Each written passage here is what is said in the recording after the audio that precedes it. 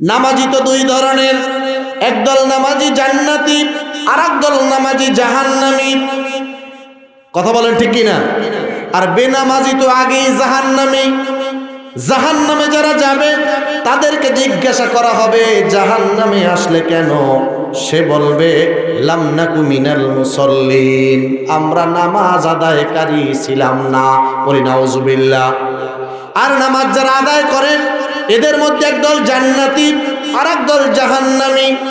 যারা জাহান্নামী তাদের নামাজের বৈশিষ্ট্য হলো ওয়াইদা কামু ইলাস সালাতি কামু কুসালা ইউরাউনান নাস ওয়া লা ইয়াযকুরুনাল্লাহা ইল্লা কলিলা। তারা নামাজে দাঁড়ায় খুবই শৈথিল্যতার সাথে, আলস্য ভরে নামাজে দাঁড়ায়, নামাজ দিয়ে আল্লাহকে খুব কম স্মরণ করে। তারা মানুষকে দেখানোর জন্যে সালাত আদায় করে। ফাওয়াইলুল লিল মুসাল্লিন, এই সমস্ত নামাজ আদায়কারীদের ধ্বংস। আল্লাযীনা হুম আন সালাতিহিম সাহুন, যারা নিজেদের নামাজ সম্বন্ধে উদাসীন। আল্লাযীনা হুম ইউরাউন, যারা এই নামাজ পড়ে শুধু মানুষকে দেখানোর জন্যে। পড়ি নাউজুবিল্লাহ। আর একদল জান্নাতি, যারা জান্নাতি হবে আল্লাযীনা হুম ফি সালাতিহিম খাশিউন, তারা খুশু খুজুর সহিত নামাজ আদায় করবে একমাত্র কাকে খুশি করার জন্যে। একটা মুমিনের বক্তব্য থাকবে ইন্না সলাতি, নিশ্চয়ই আমার সলাত, অনুসুকি আমার সমস্ত ত্যাগ কুরবানি, ওয়া মাহইয়ায়া আমার বেঁচে থাকা, ওয়া মামাতি আমার মরে যাওয়া, লিল্লাহি রাব্বিল আলামিন সমগ্র জগতের রব মহান আল্লাহর জন্য। বলি সুবহানাল্লাহ। ওয়াল্লাযীনা হুম লিযাকাতি ফাঈলুন, দ্বিতীয় বৈশিষ্ট্য, যে মুমিনরা সফল কাম হয়েছে, কামিয়াব হয়েছে, জান্নাতুল ফেরদাউসের উত্তরাধিকার হবে। দ্বিতীয় বৈশিষ্ট্য হলো তারা ওয়াল্লাযীনা হুম আনিল লাগদি মুরিদুন, যারা অনর্থক কথায় নির্লিপ্ত। বলি সুবহানাল্লাহ। যারা বাজে কথা বলে না, অশ্লীল কথা বলে না, গীবত শিকায়ত করে না, জবানকে কন্ট্রোল করে, জবানকে যারা হেফাজত করে, তারা জান্নাতুল ফেরদাউসে যাবে। বলি সুবহানাল্লাহ। ওয়াল্লাযীনা হুম লিযাকাতি ফাঈলুন, 3 নাম্বার বৈশিষ্ট্য হলো ওই মুমিন যারা যাকাত আদায়ে সচেষ্ট, যাকাত সঠিকভাবে আদায় করে, যাকাতের নামে প্রতারণা করে না, ধোঁকা দেয় না, যাকাত যা ফরজ হয়েছে তাই আদায় করে, আল্লাহকে ভয় করে। কথা বলেন ঠিক কিনা? ওয়াল্লাযীনা হুম লিফুরুজিহিম হাফিজুন, 4 নাম্বার কোয়ালিটি গুণ হলো ওই নারী আর পুরুষ যারা তাদের যৌনাঙ্গকে হেফাজত করে, যারা তাদের যৌনাঙ্গকে হেফাজত করে। এ প্রসঙ্গে হযরত সাহাল ইবনে সাআদ থেকে হাদিসটি বর্ণিত। বিশ্বনবী মুহাম্মদ সাল্লাল্লাহু আলাইহি ওয়াসাল্লাম বলেন, মাইয়াদমাল্লি মা বাইনা লিহিয়াইহি ওয়া মা বাইনা রিজলাইহি আদমাল্লাহুল জান্নাহ, যে ব্যক্তি 2টা জিনিসের জিম্মাদার হবে, 1 নাম্বার হলো 2 চোয়ালের মধ্যবর্তী স্থান তথা জিহ্বা, 2 উরুর মধ্যবর্তী স্থান লজ্জা স্থান। বিশ্বনবী মুহাম্মদ সাল্লাল্লাহু আলাইহি ওয়াসাল্লাম বলেন, আদমাল্লাহুল জান্নাহ, আমি তার জন্য জান্নাতের জামিনদার হয়ে যাব। বলি সুবহানাল্লাহ। এই বৈশিষ্ট্য যার মধ্যে থাকবে, ওয়াল্লাযীনা হুম লিআমানাতিহিম ওয়া আহদিহিম রাউন, আর যে মুমিন আমানত রক্ষা করবে, আমানতের খেয়ানত করবে না, আল্লাহ প্রদত্ত আমানত, বান্দার আমানত, কোনো আমানতের খেয়ানত করবে না, ওয়াদা খেলাফ করবে না, আল্লাহ প্রদত্ত অঙ্গীকার, বান্দার সাথে কৃত অঙ্গীকার, কোনো অঙ্গীকার যে ভঙ্গ করে না, অঙ্গীকার এবং আমানত রক্ষায় সচেষ্ট ব্যক্তি জান্নাতুল ফেরদাউসে জায়গা পাবে। বলি সুবহানাল্লাহ। আল্লাহ রাব্বুল আলামিন আমাদেরকে পার্থিব জীবনে অসংখ্য অজস্র অগণিত নিয়ামতে ধন্য করেছেন। আল্লাহ এত নিয়ামত আমাদেরকে দিয়েছেন, আমরা যদি এই নিয়ামতগুলি গণনা করা শুরু করে দেই, আমাদের জীবন শেষ হয়ে যাবে। তো আল্লাহ পাকের নিয়ামত গুনে গুনে সংখ্যা নির্ণয় করা যাবে না। সুবহানাল্লাহ। এত নিয়ামত আল্লাহ তাআলা আপনাকে আমাকে আমাদেরকে দান করেছেন। আল্লাহ তাআলা বলেছেন ওয়া ইন তাউদ্দু নি'মাতাল্লাহি লা তুহসুহা। চিৎকার দিয়ে বলে আল্লাহু আকবার। বান্দারে, তোমাকে আমি এত নিয়ামত দান করেছি, আমার নিয়ামত যদি তুমি গণনা শুরু করো, গুনে গুনে কখনো সংখ্যা নির্ণয় করতে পারবে না। সুবহানাল্লাহ। আল্লাহ রাব্বুল আলামিন যত নিয়ামত দিয়েছেন অসংখ্য, অজস্র, অগণিত, তবে রব্বে কারীম বলেছেন বান্দা আমার নিয়ামত খাও, ব্যবহার করো, কোনো বাধা নাই। অশকুরু নি'মাতাল্লাহ, তবে আমার নিয়ামতের শুকরিয়া আদায় করো। ইন কুনতুম ইয়্যাহু তা'বুদুন, যদি আমার গোলামীর পরিচয় দিতে চাও, আমার দাসত্বের পরিচয় দিতে চাও, আমার দাসত্বের প্রমাণ যদি তুমি দিতে চাও, তাহলে তুমি আমার নিয়ামতের শুকর আদায় করো। কারণ আমি তোমাকে সৃষ্টি করেছি একমাত্র আমার গোলামি করার জন্যে, আমার দাসত্ব করার জন্যে। আল্লাহ তাআলা বলেন ওমা খালাকুতুল জিন্না ওয়াল ইনসা ইল্লা লিয়াবুদুন। সবাই পড়ি আল্লাহু আকবার। আমি জিন এবং মানুষ সৃষ্টি করেছি একমাত্র আমার গোলামি করার জন্যে। যেহেতু আল্লাহ তাআলা আমাদেরকে সৃষ্টি করেছেন তার গোলামি করার জন্যে, তার দাসত্ব করার জন্যে, আর এই দাসত্বের প্রমাণ যদি দিতে হয়, রব্বে কারীম শর্ত লাগিয়ে দিয়েছেন আমার নিয়ামতের শুকর আদায় করো। আল্লাহ তাআলা দেখার জন্যে চোখ দিয়েছেন, শ্রবণ করার জন্যে কান দিয়েছেন, আল্লাহ তাআলা কথা বলার জন্যে বাক শক্তি দান করেছেন। আল্লামাহুল বায়ান, আল্লাহ তাআলা আমাদেরকে বয়ান করার জন্য শক্তি দিয়েছেন, ভাষা জ্ঞান দান করেছেন। আল্লাহ তাআলা কর্ম করার জন্যে হাত দিয়েছেন, পথ চলার জন্যে আমাদেরকে পা দিয়েছেন। আমাদের বডির ভিতরে অমূল্য সম্পদ দুইটা কিডনি দিয়েছেন, একটা জেনারেটর দিয়েছেন, পায়ের নখ থেকে শুরু করে মাথা পর্যন্ত প্রত্যেকটা শিরা উপশিরায় ধমনীতে রক্ত প্রবাহিত করার জন্যে, সঞ্চালনের জন্যে একটা হার্ট দিয়েছেন। বলি সুবহানাল্লাহ। আমার বডির ভিতরে অমূল্য সম্পদ আছে, দামি দামি সম্পদ, যা টাকা দিয়া কেনা সম্ভব নয়। এখন তো টাকা দিয়া কিডনি কিনতে পাওয়া যায়, যদিও কিনে আল্লাহ পাক যেভাবে প্রতিস্থাপন করে দিয়েছেন, যেভাবে সার্ভিস দেয়, যদি অন্যের কিডনি আপনার শরীরে লাগান ওভাবে আর সার্ভিস দিবে না, ঠিক কিনা? বডির ভিতরে আমাদের অনেক সম্পদ, এরপরে আমরা আল্লাহকে গালি দিই, আল্লাহ আমাকে কি দিয়েছে, অমুক্ত এতটা বাড়ির মালিক, কোটি কোটি টাকার মালিক, হাজার কোটি টাকার মালিক, বাড়ির মালিক, গাড়ির মালিক, ইন্ডাস্ট্রির মালিক, আমাকে আল্লাহ কি দিয়েছে, এরকম গালি দেয় কি দেয় না? আল্লাহ পাক অনেককে সম্পদ দিয়েছেন, প্রত্যেক সূত্রে ছেলেটাকে আল্লাহ তাআলা প্রতিবন্ধী করে দিয়েছেন, এরকম আছে না নাই? আমার জানা মতে বাংলাদেশে একটা ব্র্যান্ডের company, medicine company, health care company, এর মালিকের নাম হচ্ছে আলাউদ্দিন সাহেব। ওনার বাড়ি কুষ্টিয়া কুমারখালীতে।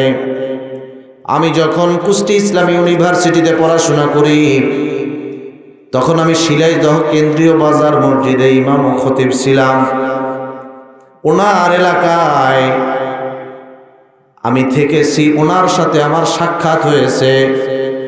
এই ব্যক্তির এত সম্পদ, ওনার নামে একটা নগর করা হয়েছে, নাম হয়েছে আলাউদ্দিন নগর।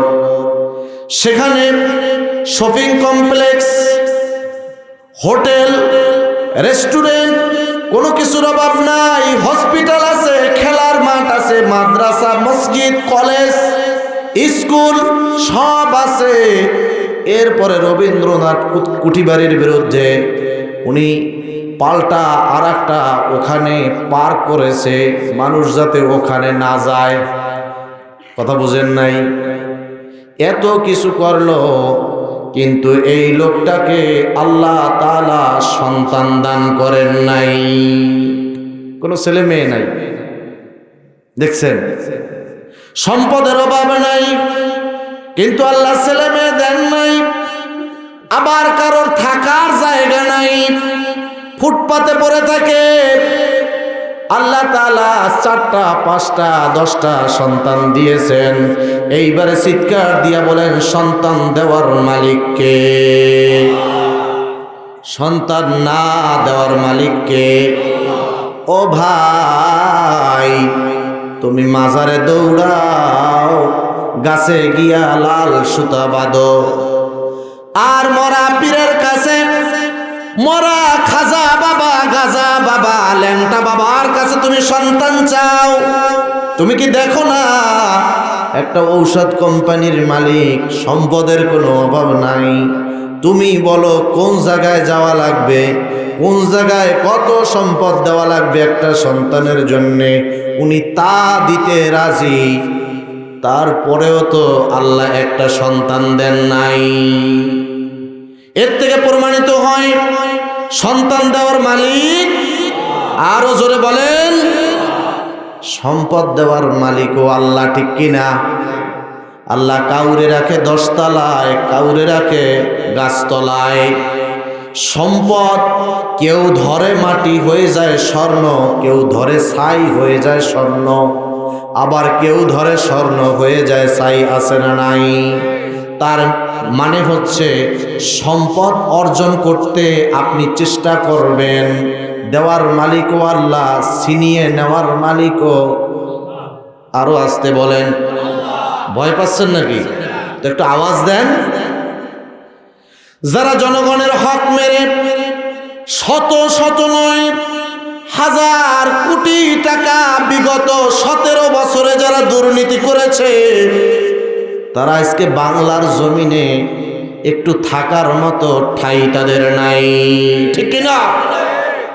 এমনকি এই জমিন থেকে পলায়ন করে তারা মামু বাড়ি দিল্লি চলে গেছে। ফাঁসির অর্ডার শোনা মাত্র ফ্যাসিস্ট সরকারের একজন মন্ত্রী কামাল হোসেন এখন ওই দেশকেও নিরাপদ মনে করে না। 2-1 জনে ঠিক বলছে, আর মনে হয় কষ্ট পাচ্ছে। কথা বলেন না কেন? ওই দেশেও নিরাপত্তা মনে করছে না। এমন একটা দেশ খুঁজতেছে যেখানে কোনো বিনিময় চুক্তি নেই, কোনো অপরাধীকে রিটার্ন নিয়ে আসা যায় না, অথবা ওই দেশে মৃত্যুদণ্ড কার্যকর নাই। এমন একটা দেশ খুঁজতেছে, ওই দেশে গিয়া পলায়ন করবে। ও ভাই, তোমাকে বলি, তুমি একটু শোনো। তুমি যত তালাশ করো, তবে আজরাইলের হাত থেকে তুমি বাঁচতে পারবা না। কুল্লু নাফসিন যায়িকাতুল মাউত, প্রত্যেকটা জীবের মৃত্যুর স্বাদ গ্রহণ করা লাগবে, ঠিক কিনা? মৃত্যুর হাত থেকে বাঁচা যাবে না। তুমি যে দেশেই পালাও, আজরাইলের হাত থেকে তুমি বাঁচতে পারবা না। পারবে? কথা বলেন না কেন? পারবে না। অতএব পালিয়ে কোনো লাভ নাই। এই জন্যে আমার রব বলেন, কুল হে নবী, তুমি জানিয়ে দাও, ইন্নাল মাউতাল্লাযী তাফিরুনা মিনহু ফাইন্নাহু মুলাকিকুম। তোমরা মৃত্যু ভয় পালন করো, মৃত্যু তোমাদের সাথে আলিঙ্গন করবে। মৃত্যু থেকে তোমরা কখনো বাঁচতে পারবে না। মোহতারাম হাজিরিন, আল্লাহ আমাদেরকে তার গোলামি করার জন্য সৃষ্টি করেছেন, তার দাসত্ব করার জন্য সৃষ্টি করেছেন। আর দাসত্বের প্রমাণ যদি দিতে হয়, আল্লাহ পাক যে নিয়ামত আমাদেরকে দিয়েছেন, এই নিয়ামতের সদ্ব্যবহার করা লাগবে। কথা বলেন ঠিক কিনা? দেখার জন্য চোখ দিয়েছেন, চোখ আছে বলে যা ইচ্ছা তাই দেখা যাবে না। শ্রবণ করার জন্য কান দিয়েছেন, কান আছে, শ্রবণ শক্তি আছে বলে যা ইচ্ছা তাই শোনা যাবে না। বাক শক্তি দিয়েছেন কথা বলার জন্যে, বাক শক্তি আছে বলে যা ইচ্ছা তাই জবান দিয়া বলা যাবে না। কথা বলেন ঠিক কিনা? বিধি নিষেধ আছে না নাই? পা আছে বলে যে পথে ইচ্ছা সে পথে চলা যাবে না।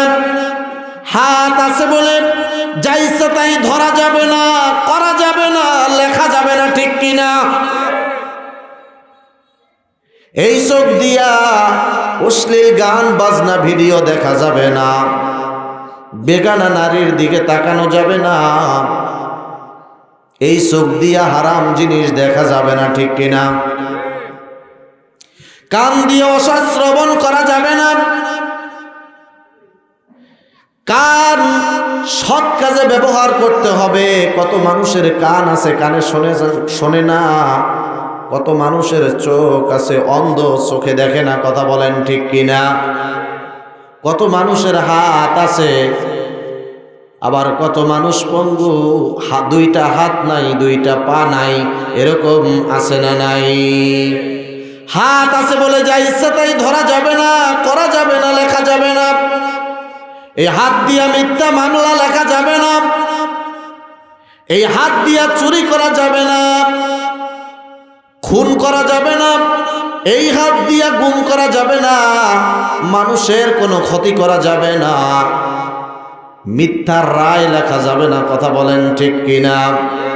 বিগত দিনে এই হাতকে যারা খারাপ কাজে ব্যবহার করেছে, এই হাত দিয়া মানুষকে অন্যায়ভাবে পাখির মতো গুলি করে মেরেছে। কথা বলেন ঠিক কিনা? এই হাত দিয়া মিথ্যা মামলা লিখেছে, এই হাত দিয়া মিথ্যা রায় লিখে নিরপরাধ আলেমদেরকে ফাঁসির মঞ্চে চড়িয়েছে। কথা বলেন ঠিক কিনা? এর কি জবাব দেওয়া লাগবে না? আরো জোরে বলেন। রাগ করতেছেন নাকি? হাত আছে বলে যা ইচ্ছা তাই ধরা যাবে না, হাত আছে বলে যা ইচ্ছা তাই করা যাবে না, লেখা যাবে না। চোখ আছে বলে যা ইচ্ছা তাই দেখা যাবে না। পা আছে বলে যে পথে ইচ্ছা সে পথে চলা যাবে না। এই অঙ্গ প্রত্যঙ্গগুলি যে আল্লাহ দিয়েছেন, সেই আল্লাহর হুকুম অনুযায়ী পরিচালনা করাই হচ্ছে প্রকৃত শকর। বলি সুবহানাল্লাহ। এই পা দিয়া মানুষ দুনিয়ায় কত পথে চলে, কত দিকে যায়। আজকে মাইকিং করে, পোস্টার করে এলাকার তৌহিদি মুসলমানদেরকে কোরআন শ্রবণ করার জন্যে এই তাফসিরুল কোরআন মাহফিলে মানুষদেরকে আহ্বান করা হয়েছে, ডাকা হয়েছে। আল্লাহ পাক বলেন, তাআওয়ানু আলাল বিররি ওয়াত তাকওয়া, তোমরা ভালো কাজে, তাকওয়াপূর্ণ কাজে সহযোগিতা করো। ওয়ালা তাআওয়ানু আলাল ইসমি ওয়াল উদওয়ান, কোনো খারাপ কাজ, কোনো অন্যায় কাজ, সীমালঙ্ঘনমূলক কোনো কাজে তোমরা সাহায্য করো না। অথচ এত দাওয়াত দেওয়ার পরেও, এত প্রচারণার পরেও অনেক চেয়ার ফাঁকা, বাসায় শুয়ে আছে, চায়ের দোকানে বসে আছে। কথা বলেন ঠিক কিনা? এটা কোরআনের সাথে এক প্রকার দৃষ্টমূলক আচরণ। মাইকের আওয়াজ যত দূর যায়, আমি আহ্বান করব আপনাদের জন্যে যে প্যান্ডেল সাজানো হয়েছে, মেহেরবানি করে সবাই প্যান্ডেলের ভিতরে চলে আসুন। এখানে আসলে পরে গুনাহ মাফ হয়, আল্লাহ ক্ষমা করে দেয়। কারণ খোলা আকাশের নিচে জমিনের উপরে কোরআনের আলোচনা যেখানে হয়, এর থেকে মহা সমাবেশ, এর থেকে বরকতময় বা দামি সমাবেশ আর একটাও নাই। আরো জোরে বলেন সুবহানাল্লাহ। অথচ গুরুত্ব দেয় না। বাড়ির ধারে তো মাহফিল, গুরুত্ব নাই। এখানে খিচুড়ি খাওয়ানো হবে, এই যে খিচুড়ি নাই, বিরিয়ানি নাই, ঠিক কিনা? হাদিয়া তোহফা নাই। মোল্লারা আসবে, কথা বলবে, আমি তো বাসায় বসে শুনতেছি, ঠিক কিনা? সম্মানিত মুসলমান ভাইরা, গভীর মনোযোগ। আমি আপনাদেরকে উদাত্ত আহ্বান জানাই, আপনার এলাকায় আজকে এই কোরআনের মাজলিস, এখন এটা জান্নাতের বাগান, কথা বলেন ঠিক কিনা? আগামীকাল এটা আর জান্নাতের বাগান থাকবে না। আসুন, এখানে আসলে কোরআন শুনবেন, কোরআন দিয়া জীবন গড়বেন, আল্লাহ আপনার জীবনের সমস্ত অপরাধ মাফ করে দিবেন, বলি সুবহানাল্লাহ। কোরআন হচ্ছে আল্লাহ পাকের পক্ষ থেকে সবচেয়ে বড় নিয়ামত। আল্লাহ তাআলা যত নিয়ামত বান্দাকে দিয়েছেন, সমস্ত নিয়ামতের ভিতরে শ্রেষ্ঠ নিয়ামতের নাম কি?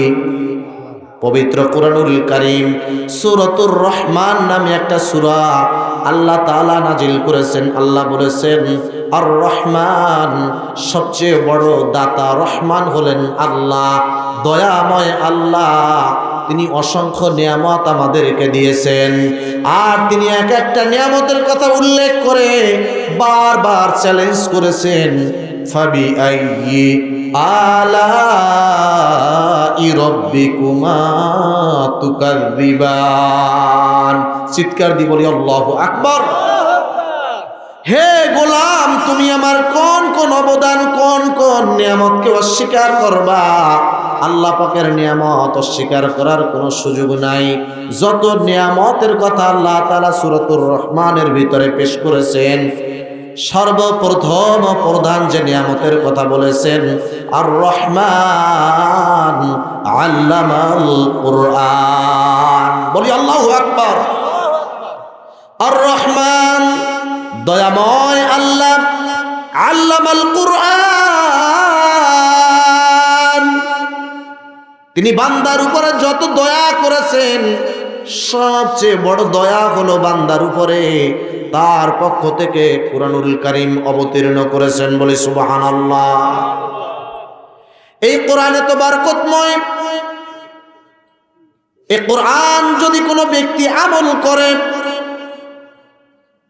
আল্লাহর হাবিব সাল্লাল্লাহু আলাইহি ওয়াসাল্লাম বলেন, এই আমলের বিনিময়ে সে জান্নাত পাবে, জান্নাতের ভিতরে নিয়ামতে ধন্য হবে।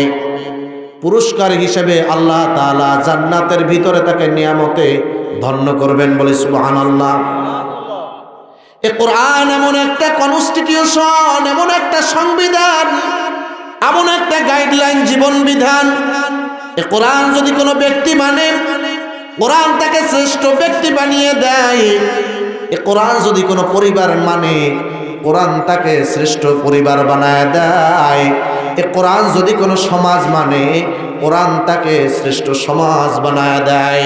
এই কোরআন যদি কোনো রাষ্ট্র মানে, কোরআন তাকে শ্রেষ্ঠ রাষ্ট্র বানিয়ে দেয়, বলে সুবহানাল্লাহ। যার বাস্তব প্রমাণ হলো বিশ্বনবী মুহাম্মদ সাল্লাল্লাহু আলাইহি ওয়াসাল্লাম, যার উপরে আল্লাহ তাআলা কোরআনে কারীম অবতীর্ণ করেছেন। এই কোরআন অবতীর্ণ হওয়ার পরে তিনি এই কোরআন নিজে আমল করেছেন, কোরআন দিয়া পরিবার, সমাজ ও রাষ্ট্র গঠন করেছেন। এই কোরআনের বরকতে বিশ্বনবী মুহাম্মদ সাল্লাল্লাহু আলাইহি ওয়াসাল্লাম সর্বকালের, সর্বযুগের সর্বশ্রেষ্ঠ মহামানব, বলে সুবহানাল্লাহ।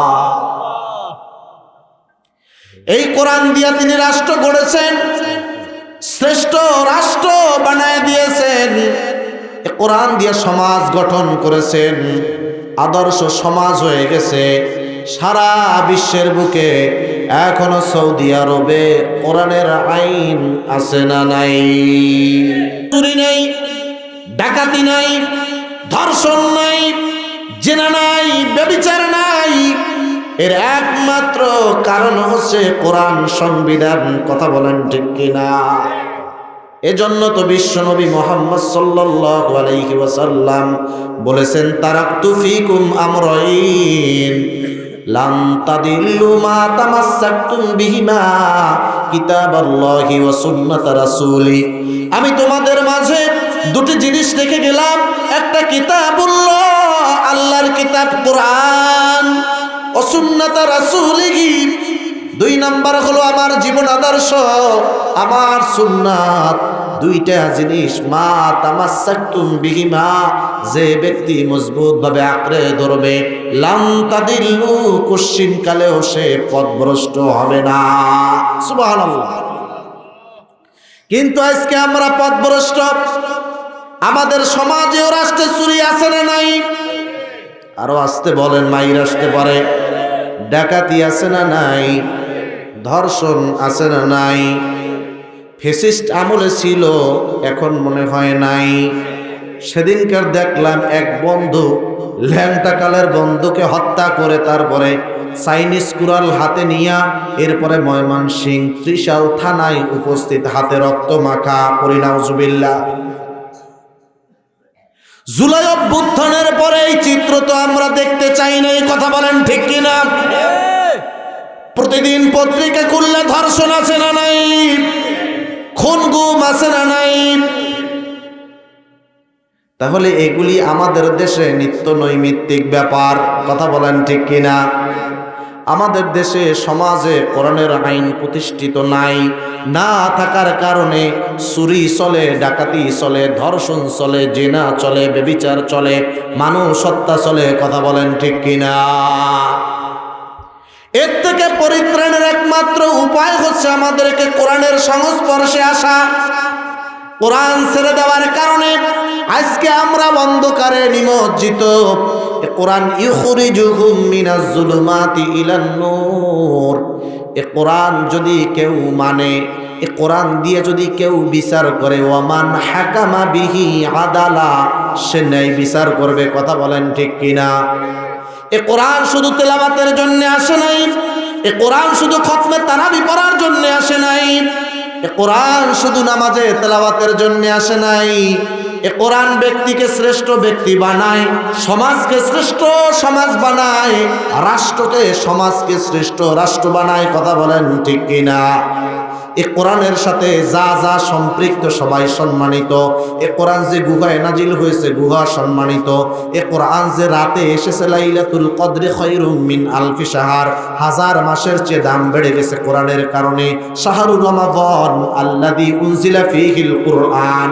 রমজান মাসকে প্রশ্ন করেন, তোমার এত দাম কেন, এত দাম কেন? সে বলবে, উনজিলা শাহরুর রমাদান আল্লাযী উনজিলা ফীহিল কুরআন, এই মাসে আল্লাহ তাআলা কোরআনে কারীম অবতীর্ণ করেছেন। বলে সুবহানাল্লাহ। এই কোরআন যে রাষ্ট্রে অবতীর্ণ হয়েছে, শ্রেষ্ঠ রাষ্ট্র আল্লাহ বানায় দিয়েছেন। অতএব আমরা যদি এই কোরআন মানি, কোরআন আমল করি, কোরআন আমাদেরকে শ্রেষ্ঠ ব্যক্তি বানাবে। কোরআন যদি সমাজে আমরা প্রতিষ্ঠিত করতে পারি, শ্রেষ্ঠ সমাজ হবে। যদি বিচার বিভাগ আমরা এই কোরআন দিয়ে চালাতে পারি, তাহলে সেখানে কোরআনের আইন বাস্তবায়ন হওয়ার কারণে ন্যায় ইনসাফ প্রতিষ্ঠিত হবে। কথা বলেন ঠিক কিনা? কোনো অবিচার থাকবে না, কোনো দুর্নীতি থাকবে না। কথা বলেন ঠিক কিনা? বাংলাদেশ থেকে বিগত দিনে যারা দুর্নীতি করে জনগণের ট্যাক্স ভ্যাটের পয়সা 28 লক্ষ কোটি টাকা যারা পাচার করেছে, তারা আসলে দেশের মানুষের সাথে বিশ্বাসঘাতকতা করেছে। সেবার নামে তারা শোষণ করে, জনগণের উপরে নির্যাতন নিষ্পেষণ চালিয়ে দেশ ও জাতির সাথে তারা গাদ্দারি করেছে, মানবতা বিরোধী অপরাধ করেছে। কথা বলেন ঠিক কিনা? আমরা এরকম আরেকটা ফ্যাসিস্ট আমরা সামনে দেখতে চাই না। কথা বলেন ঠিক কিনা? আপনারা কি চান? আরো জোরে বলেন, কারা কারা চান না? লিল্লাহে তাকবীর, লিল্লাহে তাকবীর। আমরা আগামীর বাংলাদেশ কোরআনের বাংলাদেশ দেখতে চাই, কথা বলেন ঠিক কিনা? আগামীর বাংলাদেশ কোরআনের বাংলাদেশ, আগামীর সংসদ কোরআনের সংসদ হবে, কথা বলেন ঠিক কিনা? এই জন্যে আমাদেরকে ঐক্যবদ্ধ হতে হবে। ঐক্যবদ্ধ হওয়ার বিকল্প কোনো পথ নাই, কথা বলেন ঠিক কিনা? যদি আমরা কোরআনের কাছে আসি, কোরআন যদি আমরা পড়ি, কোরআন যদি বুঝি, কোরআন দিয়ে যদি আমাদের জীবন গঠন করি, তাহলে কি লাভ? আমরা সবাই ইমানদার, কথা বলেন ঠিক কিনা? আমরা যে যে দলের হই না কেন, আমরা সবাই কি মুসলমান, সবাই ইমানদার, কথা বলেন ঠিক কিনা? একজন ইমানদারের কি কি বৈশিষ্ট্য থাকা লাগে, কি কি বৈশিষ্ট্য থাকলে পরে একটা ইমানদার জান্নাতুল ফেরদাউসে যেতে পারবে? আমাদের লক্ষ্য জান্নাত, কথা বলেন ঠিক কিনা? জান্নাতুল ফেরদাউসে যেতে হলে কয়েকটা বৈশিষ্ট্য থাকা দরকার। আল্লাহ রাব্বুল আলামিন মুমিনদের ওই বৈশিষ্ট্যগুলি সূরাতুল মুমিনুনে বর্ণনা করেছেন। আল্লাহ বলেছেন, কদ আফলাহাল মুমিনুন, ওই সমস্ত মুমিনরা সফল কাম হয়েছে, কামিয়াব হয়েছে। আল্লাযীনা হুম ফি সলাতিহিম খাশিউন, যে সমস্ত মুমিনরা নামাজ আদায় করে খুশু খুজুর সহিত, বলি সুবহানাল্লাহ। নামাজি তো দুই ধরনের, একদল নামাজি জান্নাতি, আর একদল নামাজি জাহান্নামী, কথা বলেন ঠিক কিনা? আর বেনামাজি তো আগেই জাহান্নামী। জাহান্নামে যারা যাবে তাদেরকে জিজ্ঞাসা করা হবে জাহান্নামে আসলে কেন? সে বলবে, লাম নাকু মিনাল মুসাল্লিন, আমরা নামাজ আদায়কারী ছিলাম না। বলি নাউজুবিল্লাহ। আর নামাজ যারা আদায় করেন এদের মধ্যে একদল জান্নাতি আর একদল জাহান্নামী।